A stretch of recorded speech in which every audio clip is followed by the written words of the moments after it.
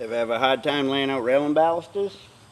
Ever have to have your guys do them over again because you look at one post and the baluster is an inch away, you look at the other post and it's 3 inches away?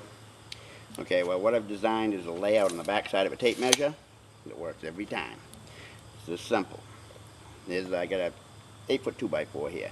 So let's say the railing segment is 96 inches long. Okay, first thing you do, make a center mark. 96 will be 48 inches. Okay, alright, that's a 48. Let's say it was 88 inches long. You make a center mark at 44. Okay, well I'm going to put a little reference here at 88.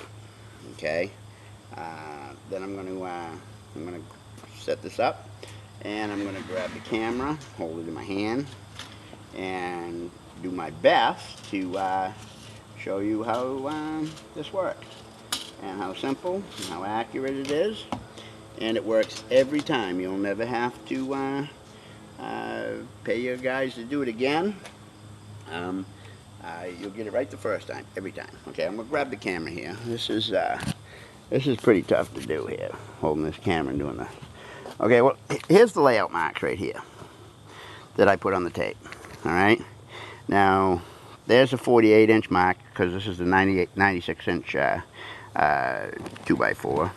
So let's say the railing segment you're doing is 96 inches, and I put a little reference mark here in case it was, let's say it was 88 inches long. Okay. Well, if it's 96 inches long, okay, now here's the layout too, real quick. This represents an 1.5 inch baluster. This is the 4-inch space between the balusters. And that just happens to be a little reference mark in the 4-inch space. Okay, and see, it's just over and over, just repeats. Okay, now let's say we're doing a 96 inch railing system. Okay, so what we would do is we would, let me try to do this by myself here. Okay, so what we would do is set the okay, we'd set that right there. Okay, close enough. All right, now at this point, all we would do is check the end and make sure we got a decent space here. Oh, and look, so that's about you know, like 3 inches. Okay, what we expect to have down here is, and we do the same 3 inches. So this is ready to go. So you just simply transfer your marks everywhere there's a spindle. That's a done deal. Now, if you had 20 railings that were 96 inches long, of course, you'd just line them all up together and transfer the marks. Or you could just make a center mark on all them railings and transfer the mark. But anyway, there you have it. So it's laid out perfectly every time. So now let's say you had an 88 inch railing. Okay, well, let's use that same reference mark. We'd bring it over to 44, which is the center mark on an 88 inch railing. Okay, so let's see how it comes out. Aha! See that? Now we got a spindle right in the middle of the post.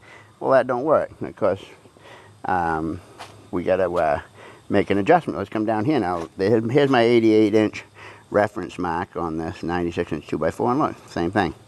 Okay, and that's what we expected.